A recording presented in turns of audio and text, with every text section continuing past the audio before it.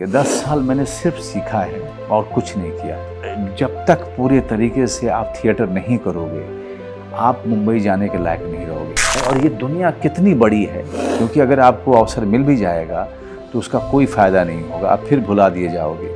अपने कमरे के अंदर ही मैं बहुत ज़्यादा मेहनत करता था, या आप दोस्त नहीं भी हैं तो मैं दीवार के लिए परफॉर्म करता था। Reason an actor is successful, whether it's a mainstream star or a performer, is because they're dedicated to what they do. Manish के अलावा किसी और अब आया भी होगा तो क्यों बताएगा। Robert De Niro, if Manoj sir doesn't mind. उसके बाद भी आप अपने आप को सस्ता मजबूर कहते जी हैं। जी इतना इस तरह से संभव नहीं था। नमस्कार, मैं हूं दिव्या कोचर और आप देख रहे हैं TV9 भारतवर्ष।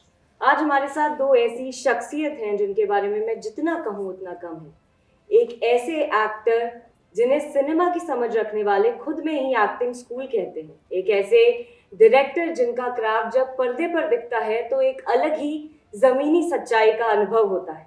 तो चलिए बात करते हैं अपकमिंग फिल्म जोरम के एक्टर और डायरेक्टर मनोज बाजपेयी और देवाशीष मखीजा से।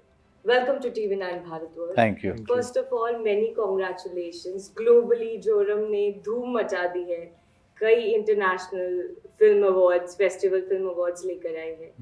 मनोज जी, मेरा सबसे पहला सवाल आपसे ये है कि जब भी आप देवाशीष जी के साथ काम करते हैं, एक बहुत ही पावरफुल और रोंगटे खड़े कर देने वाली फिल्म्स आप डिलीवर करते हैं, तो ये ट्यूनिंग का क्या राज है? क्या ये जमीनी सच्चाई को उजागर करना है या रियलिस्टिक सिनेमा पेश करना है? मेरे लिए वो दोनों चीज़ें हैं जो आप कह रही हैं, लेकिन उसके अलावा सबसे बड़ी बात यह है कि देवाशीष की तरफ से वो स्क्रिप्ट आती हैं, जिस स्क्रिप्ट को पढ़ने के बाद आप ये नहीं सोचते हो कि मैं इसको करूँगा कि नहीं करूँगा, आप कैरेक्टर के बारे में सोचना शुरू कर देते हो। तो ये एक बहुत बड़ा मेरा एक्सपीरियंस रहा है कि चाहे वो तांडव हो, चाहे वो भोसले हो, चाहे वो जोरम हो, मैंने कभी ये सोच ही नहीं पाया कि करना है कि नहीं करना है। ये कभी सवाल नहीं आया। सीधा सवाल आया कि इस कैरेक्टर को मैं कैसे करूँगा, because I was suddenly into it. I was while reading the script, I was completely into the world that he has written, into the character's journey. तो ये मेरे लिए सबसे बड़ा एक्सपीरियंस होता है देवाशीष की राइटिंग को पढ़ने के बाद। ऑडियंस को क्या कहेंगे कि जोरम किस पर आधारित है? और कमाल का कैरेक्टर, ऐसा कैरेक्टर जो मैंने पहले नहीं किया, एक ऐसी दुनिया जो मतलब हमारे ऑडियंस ने देखी नहीं है, एक ऐसी कहानी, कहने का तरीका और उसके किरदार इतने सारे शायद मैंने देखे नहीं हैं। और जिस तरह से ड्रामा पूरा नाटक इसमें रचा गया है, जिस तरह का द्वंद्व, जिस तरह से कहानी का फ्लो होता है, जिस तरह से कैरेक्टर आते हैं जाते हैं, और हर कैरेक्टर की अपनी एक कहानी है, वो कुछ ना कुछ अपने बारे में और अपने सराउंडिंग के बारे में वो बता के जाता है। तो ये पूरी दुनिया जिस तरह से बुनी है वो अपने आप में कमाल है, और मुझे लगता है कि हर किसी को देखनी चाहिए। जोरम अपने आप में बहुत ही अनोखी फिल्म है जो देवाशीष मखीजा ने बनाई है। ये कहानी स्ट्रगल से जुड़ी है, अपने अस्तित्व की लड़ाई से जुड़ी है। आपकी जर्नी भी कुछ इस तरह से रही है, बिहार से दिल्ली के रामजस कॉलेज, फिर NSD, फिर मुंबई। NSD में 3 बार रिजेक्ट हुआ हूँ। जी, पता है मुझे। तो ये जर्नी ऑफ कोर्स आसान नहीं रही होगी, तो अगर आप इस जर्नी से रिलेटेड कुछ ऑडियंस के साथ साझा करना चाहें। नहीं, देखिए दसरू मेरा तो सपना था एक्टर बनना और अपना स्किल सेट बनाना, लेकिन उसकी अब मेरी जर्नी की जो जितनी भी परेशानियां आ रही थी, वो सब जो मैंने सपना देखा था उसको पाने के पीछे की का स्ट्रगल था और संघर्ष था। जोरम में दसरू का जो संघर्ष है वो उसका कोई सपना नहीं था कि वो कुछ पाने वाला है। वो तो एक अच्छी खासी ज़िंदगी जी रहा था, लेकिन अचानक से एक घटना ऐसी घटती है कि वो पूरे ज़िंदगी भर की तकलीफ़ उसके सामने ला कर के खड़ी कर देता है, और उस तकलीफ़ से उसको निकलना है, उस पूरी समस्या से उसको निकलना है। यहाँ पे 3 महीने की बच्ची उसके साथ में है, और इतने भारी संकट के बीच उसकी यात्रा होती है। उस पूरी तकलीफ़ से, समस्या से कैसे बचता है, कैसे बच पाता है कि नहीं बच पाता है, उसके साथ उसकी बच्ची जोरम है, उसे लेकर के वो कैसे इस पूरी लड़ाई को लड़ता है जिसकी ये कहानी है। जी, जोरम जैसी कई बच्चे हैं, कई ऐसी कहानियां हैं जो बहुत चुनौतीपूर्ण जिंदगी जी रहे हैं। क्या आप उन आम लोगों से रिलेट कर पाते हैं, और या मैं ये कहूँ कि कितना ज़रूरी हो जाता है इन कहानियों को बड़े पर्दे पर दिखाना? आप जवाब दीजिए इसका। हम शहरों में जो, मैं ये बहुत बार कहता हूँ, हम शहरों में जो ये प्रिविलेज लाइफ जी रहे हैं ना, जी, हम जानते हैं कि जो हमारे चॉइसेस हैं, जी, इसका कोई तो भरपाई कर रहा है कहीं बिल्कुल। और उनका कोई रिप्रेजेंटेशन नहीं है हमारे स्टोरीज में। जी, तो एक ऐसी फिल्म का थिएटर में आना और देखा जाना और उस देखकर उन सारे सवालों का जवाब अंदर ढूंढना बहुत ज़रूरी है। नहीं तो हम इतने साल आई थिंक संघर्ष नहीं करते ऐसी फिल्म बनाने के लिए। देवाशीष जी, ऐसी फिल्म बनाने की प्रेरणा जो है वो आपको कैसे मिलती है? क्योंकि इतना सेंसिटिव कंटेंट बनाना और उसको भी बिना कट के सर्टिफिकेशन मिलना, ये अपने आप में एक बहुत बड़ी उपलब्धि है। तो जब आपने स्क्रिप्ट की शुरुआत की तो उसका प्रेरणा का स्रोत क्या था? मेरी प्रेरणा तो मेरा गुस्सा है। जी, हर कहानी की शुरुआत, हर वो पहला इम्पल्स मेरे गुस्से से ही आता है कि जी। हम इतनी सारी चीज़ें गलत कर रहे हैं, इतने सालों से गलत कर रहे हैं और हम सीख नहीं रहे हैं, हम जी, वही लूप्स में बार-बार जाते रहते हैं। तो वहाँ से एक कहानी, फिर एक पात्र को निकालना, फिर पात्र के चारों तरफ एक कहानी बुनना और उसकी जो रिसर्च होती है, जी। तो शुरुआत तो हमेशा गुस्से से होती है।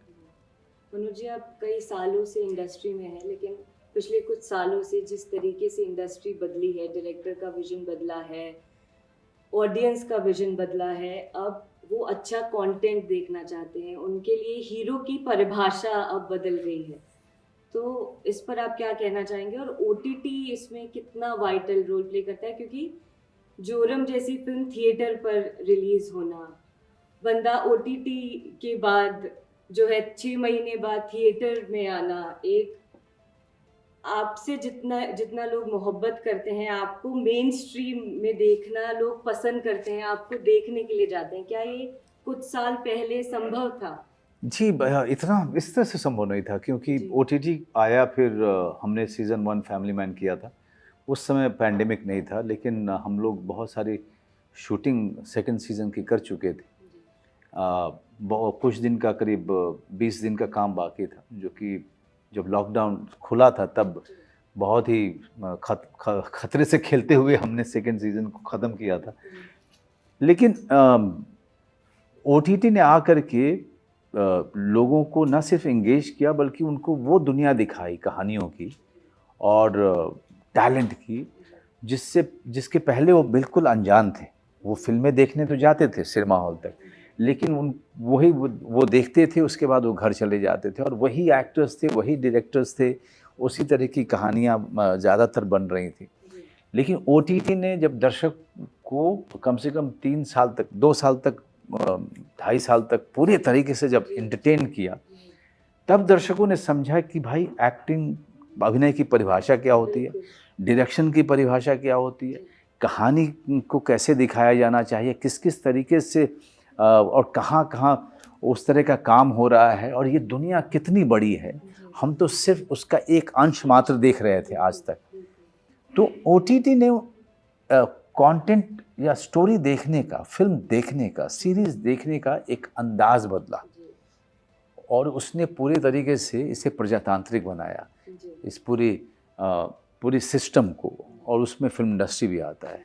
तो जो भी आप देख रहे हैं बदला हुआ, ये सब ओटीटी का योगदान है। मनोज जी, ये मैं पूछना चाहूँगी आपसे कि इतनी मैच्योरिटी आप में कब आई जब आपको इस बात का एहसास हुआ कि एक्टिंग भी एक पढ़ाई है?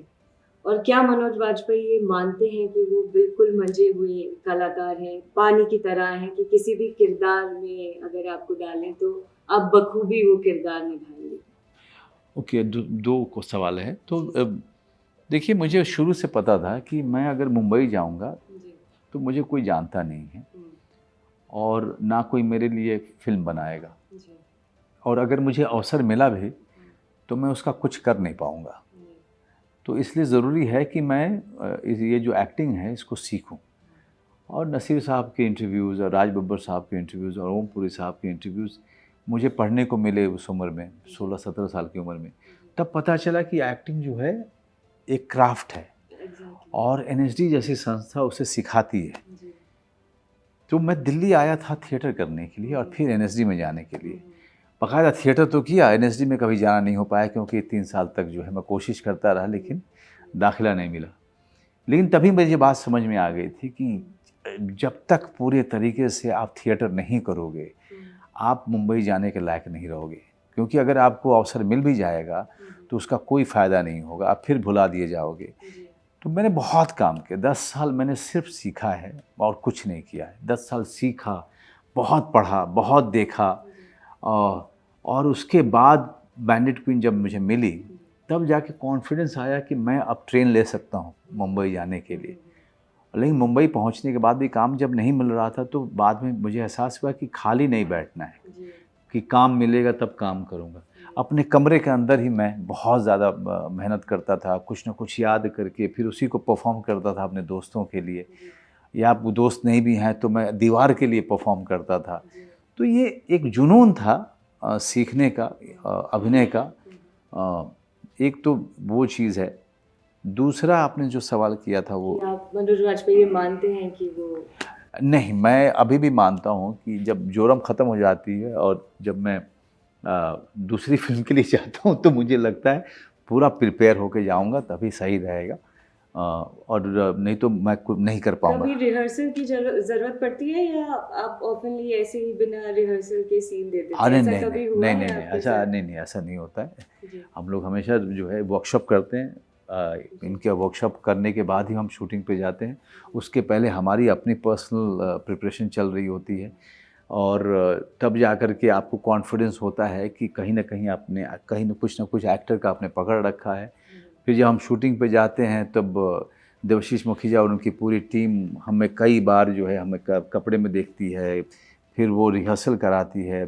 कभी कैमरा के लिए रिहर्सल करना होता है, कभी अपने अब कुछ एक चीज़ें करनी हैं जो कि बहुत ही कॉम्प्लेक्स है तो उसको इजी करने के लिए रिहर्सल करना पड़ता है। यहाँ छोटी बच्ची थी तो छोटी बच्ची को कैसे संभालना, उसको संभालते हुए कैसे मूव करना है, क्या मूवमेंट होंगे, क्या वो इजी लग रहा है कि नहीं लग रहा है। तो कई सारे रिहर्सल इसी में हो जाते हैं। हाँ, ये टेक 1 या 2 टेक लेते हैं ये, उससे ज़्यादा नहीं। उससे ज़्यादा अगर मैं मांगूँ तो कहते हैं सर वो मतलब क्यों? तो इतना तो रिहर्सल कर लिया, हमें एकदम सही लग रहा है सर। प्रिपेयर कर चुके हैं। हम कर चुके हैं। देवाशीष जी, आप कई कमर्शियल फिल्मों के असिस्टेंट डायरेक्टर रहे हैं, बंटी बबली जैसी फिल्म। एक ही। सिर्फ एक बंटी ही, और बबली, बंटी उसके बबली। पहले ब्लैक फ्राइडे जो कमर्शियल इतनी थी। ब्लैक फ्राइडे और बंटी बबली की आप एडी रहे हैं। उन कलाकारों के साथ काम करना और मनोज वाजपेयी जी के साथ काम करना, कुछ एक अंतर जो आपको लगता है? As an actor. एक्टरों के साथ काम करने में इतना अंतर नहीं है क्योंकि वो एक्टर्स भी बहुत ही डेडिकेटेड हैं, बट जी। वो सिर्फ वो जो स्ट्रक्चर है उन फिल्मों के बनने का, वो स्ट्रक्चर बड़ा अलग है। जी। तो वहाँ अलग चीज़ें प्रायोरिटाइज होती हैं, अलग समझ होती है एक फ्रेम बनाने की और एक परफॉर्मेंस तैयार करने की, वो अलग है। But I have seen actors, the reason an actor is successful whether it's a main stream star और a performer is because they're dedicated to what they do. Yeah, exactly. That doesn't change.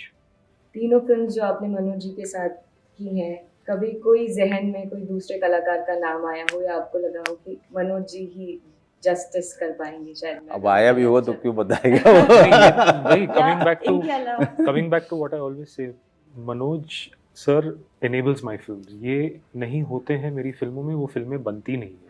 तो इनके आने के बाद तांडव बनी, इनके भोसले पे आने के बाद भोसले बनी, इनके जोरम आने के बाद जोरम। मनोज जी के अलावा किसी और आर्टिस्ट के साथ अगर काम करने का? जिशान ने किया। हाँ, जीशान, मोहम्मद जीशान आयूब है। पर साथ में Robert De Niro, if Manoj sir doesn't mind. Manoj ji, एक आखिरी सवाल है मेरा आपसे कि आपकी फिटनेस पर जो है काफ़ी चर्चा होती है और जितने आप फिट रहते हैं इस उम्र में, टचवुड ऐसा लगातार ये बना रहे, तो क्या वो कुछ चीज़ें हैं जो आप अपनी डेली रूटीन में करते हैं? मैं चाहूँगी कि आप दर्शकों को ज़रूर बताएं, क्योंकि ये फिटनेस मुझे लगता है कि इस उम्र में बहुत ज़रूरी है और ये मुझे क्लियरली, अभी तक तो मैंने पढ़ा था आज मेरे सामने क्लियरली विजिबिलिटी है उस चीज की। देखिए किसी भी 20 उम्र और उस उसके उम्र बाद भी में आप अपने आप को सस्ता मजदूर कहते हैं। जी तो मैं अपनी नहीं, नेटवर्थ पे तो नहीं जा रही हूँ, लेकिन नहीं, आप नहीं। जब भी अपने आप को सस्ता मजदूर कहते हैं ये नहीं, लेकिन जो मेरा क्या है, जल्दी सोना और जल्दी उठना, जी ये हमेशा से रहा है मेरा। और मैं खाता मैं एक मील नहीं खाता हूँ, वो है रात का, और देवाशीष भी वही करता है। जी। सो एक मील नहीं खाना, सुबह उठ के एक्सरसाइज करना, योग करना, ध्यान करना। ये दादाजी से इंस्पिरेशन आई है, मैंने जी, कई बार मेरे आपको- ग्रैंडफादर से मैंने सीखा था कि जल्दी अगर खाना भी है तो 6 बजे तक ख़त्म कर लो। मैंने अपने फादर से सीखा कि एक बार जो खाना ले लिया उसको वापस मत लो, कि चावल और दे दो, दाल और दे दो, जी। सब्ज़ी और दे दो। जी। एक बार जो जो ले लेते थे वो बस उसी को ख़त्म करते थे। That means you should always be a little empty stomach, भूख से कम खाइए।